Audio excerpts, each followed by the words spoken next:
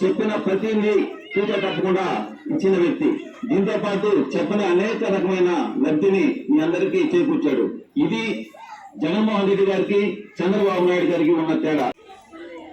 పక్క నుంచి వస్తున్న ఈ విమర్శలను మీరే అర్థం చేసుకోండి.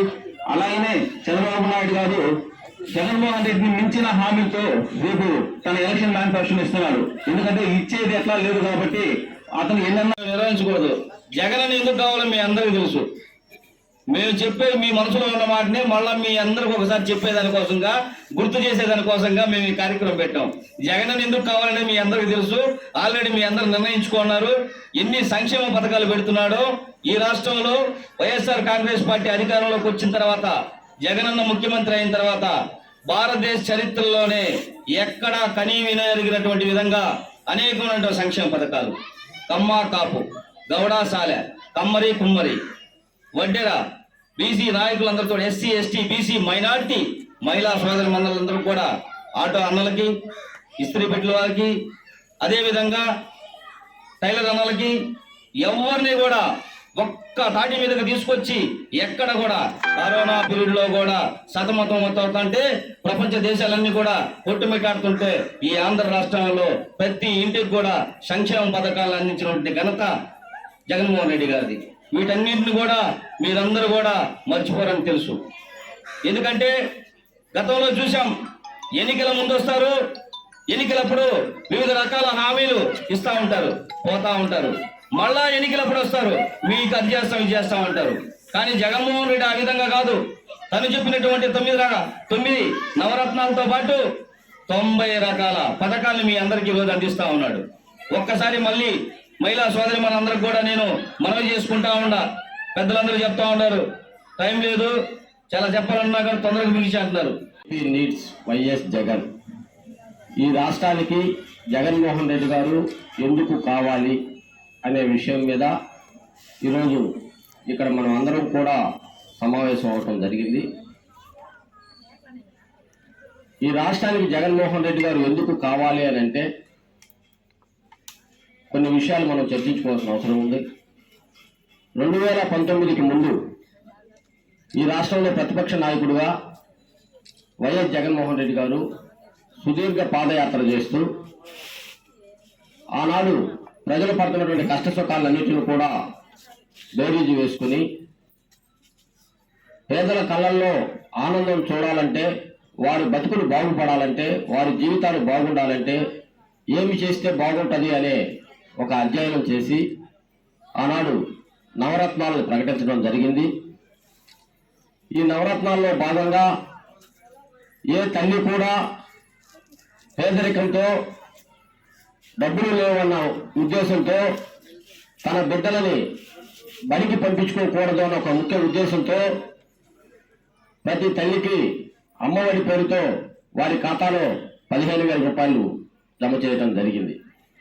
అంతేకాకుండా ఈ పేద పిల్లలు ఎక్కడైతే ప్రభుత్వ పాఠశాలకు వెళ్తున్నారో వాళ్ళు కార్పొరేట్ పాఠశాలకు ధీటుగా, అంటే కాన్వెంట్లకు వెళ్ళే పిల్లలతో ధీటుగా వీళ్ళు పేద పిల్లల్లాగా ఉండకూడదు, వీరు కూడా వారికి సమానంగా ఉండాలి అనే ఒక ముఖ్య ఉద్దేశంతో ఆ ప్రభుత్వ పాఠశాలకు వెళ్ళే పిల్లలు ఎవరైతే ఉన్నారో వారికి యూనిఫాము, బూట్లు, టై, బెల్ట్ అన్నీ కూడా ఇవ్వటం జరిగింది.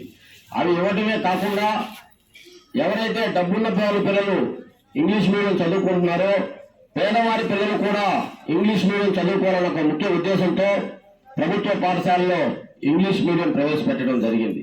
ఇవన్నీ కాకుండా పేద పిల్లల వెళ్ళే ప్రభుత్వ పాఠశాలలు కూడా ప్రైవేటు పాఠశాలలకి ధీటుగా ఉండాలన్న ఒక ముఖ్య ఉద్దేశంతో నాడు నేడు పేరుతో ప్రతి ప్రభుత్వ పాఠశాలను కూడా చక్కదిద్ది ప్రైవేటు పాఠశాలకు ధీటుగా ఆ స్కూల్లో వసతులు కల్పించి బాత్రూమ్లు, లెట్రిన్లు, వాళ్ళు కూర్చునే బల్లలు అయితేనేవి, బ్లాక్ బోర్డులు అయితేనేవి ఇవన్నీ కూడా రూపకల్పన చేయడం జరిగింది.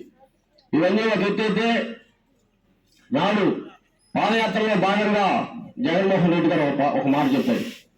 ఎవరైతే ఎస్సీ ఎస్టీ బీసీ మైనార్టీ మహిళలు ఉన్నారో వారికి 45 సంవత్సరాలు దాటిన తర్వాత 60 సంవత్సరాల లోపల వాళ్ళందరికీ కూడా ప్రతి సంవత్సరం 18,750 రూపాయలు మీ ఖాతాలో జమ చేస్తానని చెప్పడం జరిగింది.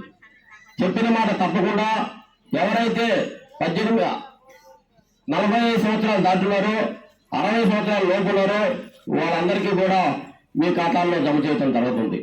ఇవే కాకుండా వీళ్ళకందరికీ ఎస్సీ ఎస్టీ బీసీ మైనార్టీలకు ఇచ్చాం కాబట్టి కాపు మహిళలకు కూడా ఇవ్వాలని చెప్పి కాపు నేస్తం ప్రవేశపెట్టడం జరిగింది.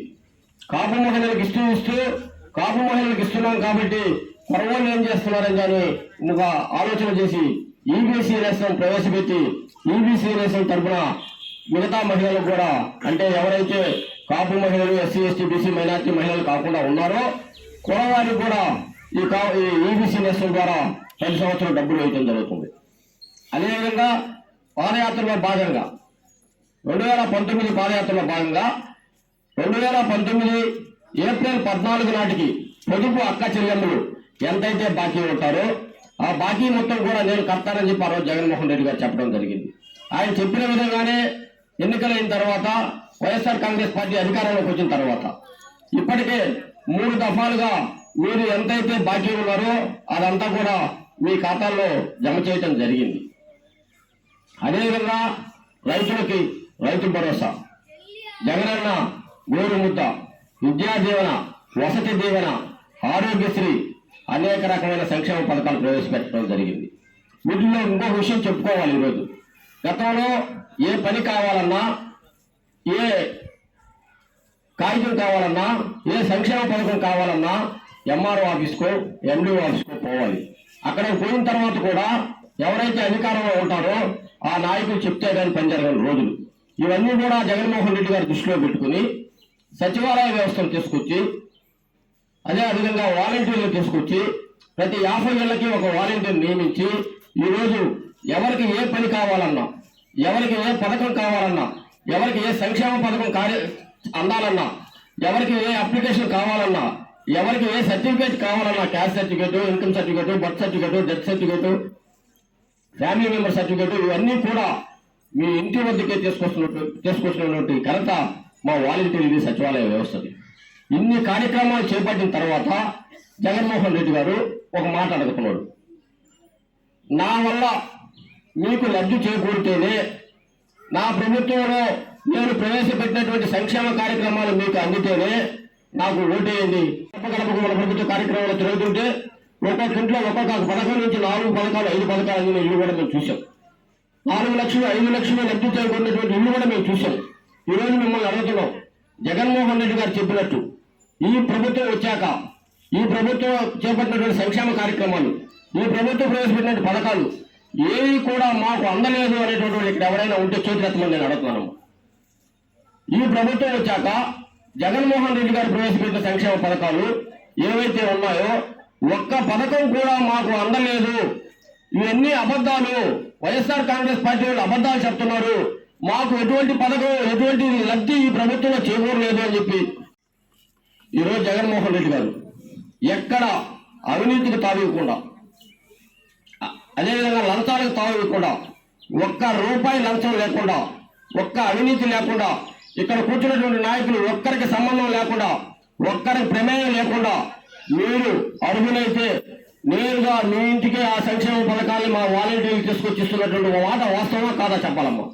ఇన్ని పథకాలు ప్రవేశపెట్టి ఇంత నిర్దాక్షిణ్యంగా ఎక్కడా కూడా నాయకులతో ప్రమేయం లేకుండా ఎవరైతే అర్హులు ఉన్నారో వాళ్ళకి నేరుగా మీ ఇంటికే పథకాలు తీసుకొస్తున్న ఘనత జగన్మోహన్ రెడ్డి గారి ప్రభుత్వం ఉంది. అదేవిధంగా ఎప్పుడు కూడా రాముడి గురించి చెప్పినప్పుడు రావణాసురుడి గురించి చెప్పుకోవాలా. ఈరోజు మేము అడుగుతున్నాం, గత ప్రభుత్వంలో అనేక పథకాలు ఇస్తున్నామని చెప్పారు కానీ ఎవరికి చేరలా. కానీ ఒక సబ్సిడీ లోన్ రావాలన్నా, ఒక కాలనీ రావాలన్నా, ఒక పెన్షన్ రావాలన్నా జన్మభూమి కమిటీలు చెబితేనే, వారి వద్దకు వెళితేనే, వారికి బంధువులు అయితేనో వారికి సంబంధించిన వాళ్ళు అయితేనో కొంతమంది ఇస్తే, కొంతమంది వీటికి కూడా కాలనీకి ఒక రేటు, సబ్సిడీ రుణాలకు ఒక రేటు, పెన్షన్కి ఒక రేటు తీసుకున్నటువంటి ఘనత గత ప్రభుత్వంలో తెలుగుదేశం పార్టీ వాళ్ళది. ఇవే కాకుండా ఈరోజు ఈ సచివాలయంలో భూగోళ 1 సచివాలయంలో, భూగోళ పంచాయతీలో కాదమ్మా, ఒక్క భూగోళ 1 సచివాలయంలో ప్రత్యక్ష నగదు బదిలీ కింద 10,23,62,653 రూపాయలు మీ ఖాతాల్లో జమ చేయడం జరిగింది. అదేవిధంగా నాన్ డీబీటీ అంటే పరోక్షంగా 6,88,14,467 రూపాయలు జమ చేయడం జరిగింది. వీటితో పాటుగా ఈరోజు తెలుగుదేశం పార్టీ వాళ్ళు, ప్రతిపక్ష పార్టీ వాళ్ళు చెప్తున్నారు ఈ ప్రభుత్వంలో అభివృద్ధి లేదు, ఎక్కడ అభివృద్ధి జరగడం లేదని. ఈరోజు మేము ఈ విధంగా మాట్లాడే వాళ్ళకి ఛాలెంజ్ చేసి చెప్తున్నాం. ఈ ప్రభుత్వం వచ్చాక వైఎస్ఆర్ కాంగ్రెస్ పార్టీ అధికారంలోకి వచ్చిన తర్వాత ఈ పంచాయతీలో కేవలం బోగోలు 1 సచివాలయంలో 2 కోట్ల రూపాయలతో అభివృద్ధి చేశాం. బోగోలు 1 సచివాలయంలో మాత్రమే. 3 సచివాలయాలు కలుపుకుంటే 7,80,00,000 రూపాయల అభివృద్ధి కార్యక్రమాలు చేపట్టాం. ఇన్ని కార్యక్రమాలు చేపట్టిన తర్వాత ఈరోజు మేము రేపో మాపో ఎన్నికలకు పోబోతున్నాం. మేము మిమ్మల్ని అందరం కూడా అడుగుతున్నాం. ఇంకొక విషయం కూడా చెప్పుకోవాలా. ఇక్కడ మా మైనార్టీ సోదరులు చాలా మంది వచ్చున్నారు. చిరకాలం వాంఛ, ఎప్పటి నుంచో అనేక ఇబ్బందులు ఎదుర్కొంటున్నారు. మసీదు వీధిలో బ్రాండ్ షాప్ ఉంది, దాన్ని తీపిచ్చాలని చెప్పి ఎన్నెన్నో ప్రయత్నాలు చేస్తే ఎవరి వల్ల కాల. మా శాసనసభ్యులు రామిరెడ్డి ప్రతాప్ కుమార్ రెడ్డి గారు దానివల్ల ఎంత నష్టం వచ్చినా, ఎంతమంది అధికారులు చెప్పినా మైనార్టీ సోదరులకు ఇచ్చినటువంటి మాట కోసం అక్కడి నుంచి ఆ షాపు తొలగించి ఎవరైనా బజార్కి రావాలన్నా, ఆ దారిలో మసీదుకు పోవాలన్నా, లేదా మసీదు ముందులో రావాలన్నా చాలా ఇబ్బంది పడుతున్న విషయం మీకు అందరికీ తెలుసమ్మా. ఇటువంటి కార్యక్రమాలు మా శాసనసభ్యులు రామిరెడ్డి ప్రతాప్ కుమార్ రెడ్డి గారు చేపట్టారు. రేపో మాపో ఎన్నికలు రాబోతున్నాయి. ఎన్నికలు వస్తున్నాయి అనగానే చాలా మంది మన దగ్గరికి వస్తారు. ఈ 4.5 సంవత్సరం ఎవరు కనిపించరు. ఈ 6 నెలల్లో చాలా మంది వస్తారు. వాళ్ళ తరపున దూతలు కూడా వస్తారు. మీకు ఏదో రకరకాలు చెప్తారు, డబ్బాలు చూపిస్తారు, రకరకాల మాటలు చెప్తారు. మీరందరూ కూడా ఒక్కసారి హృదయపూర్వకంగా ఆలోచించండి. ఈ ప్రభుత్వం వచ్చాక పరిపాలన బాగుందా? గత ప్రభుత్వంలో పరిపాలన బాగుందా? ఈరోజు మీరు తీసుకున్నటువంటి సంక్షేమ పథకాలు ఏవైనా కానీ, అమ్మఒడి, చేయూత, అన్నీ చెప్పాలని నాకు గుర్తురావు, అన్నీ చూసుకొని చెప్పాల్సి వస్తుంది. ఇన్ని పథకాలు ప్రవేశపెట్టి అందరికీ కూడా ఎవరైతే నిరుపేదలు ఉన్నారో వాళ్ళందరికీ హౌస్ సైట్స్, ఆ హౌస్ సైట్లో కాలనీలు ఇన్ని ఇస్తే ఎక్కడైనా ఎవరికైనా 1 రూపాయి లంచం ఇచ్చారమ్మా మీరు ఎవరైనా చెప్పాలా? ఎక్కడైనా 1 రూపాయి మా వాలంటీర్లు కానీ, సచివాలయ సిబ్బంది కానీ ఎక్కడా 1 రూపాయి అవినీతి లేకుండా, ఎక్కడా 1 రూపాయి లంచం లేకుండా ఇవన్నీ కూడా మీ ఇంటికే తీసుకొచ్చినటువంటి ఘనత వైఎస్ఆర్ కాంగ్రెస్ పార్టీది జగన్మోహన్ రెడ్డికే చెందుతుంది. మీరందరూ కూడా ఒకసారి పునరాలోచించుకోవాలి. ఇంటికి వెళ్ళిన తర్వాత మేము చెప్పిన నిజం అబద్ధం అయితే మా మాటలు నమ్మద్దు. మేము చెప్పిన వాటిలో ఎక్కడైనా అబద్ధం ఉంటే మా మాటలు నమ్మద్దు. లేదు వాళ్ళు నిజమే చెప్పారు, జగన్మోహన్ రెడ్డి గారు ప్రభుత్వం మంచి చేస్తుందని మీకు అనిపిస్తే, మీతో పాటుగా మీరు మహిళలు, మగవాళ్ళ కన్నా కూడా మీరు బాగా ఆలోచిస్తారు. మీ తోటే ఉన్న వాళ్ళకి, మీ ఇంటి పక్కన వాళ్ళకి, ఇంటి ముందు వాళ్ళకి, ఇంటి వెనకాలకి అందరికి కూడా వైఎస్ఆర్ కాంగ్రెస్ పార్టీ గురించి తెలుగుదేశం పార్టీ మహిళలు కూడా చెప్తారమ్మా. ఎందుకంటే గత ప్రభుత్వంలో వాళ్ళ పాపం అన్నిటికీ డబ్బులు తీసుకొని అలవాటు పడిపోయి ఉన్నారు. పొదుపు లోన్లు కానించి, పెన్షన్ల కానించి, అదే సబ్సిడీ లోన్లు కానించి అన్నిటికీ వసూలు చేస్తున్నారు. కాబట్టి మళ్ళా మా ప్రభుత్వం వస్తే మళ్ళా మేము వసూలు చేసుకోవచ్చు అన్న ఉద్దేశంతో మీ దగ్గరకు వచ్చి మాయ మాటలు చెప్తారమ్మా. మనల్ని నమ్మబాకండి. వైఎస్ఆర్ కాంగ్రెస్ పార్టీని బలపరచండి, జగన్మోహన్ రెడ్డి గారిని ఆశీర్వదించండి.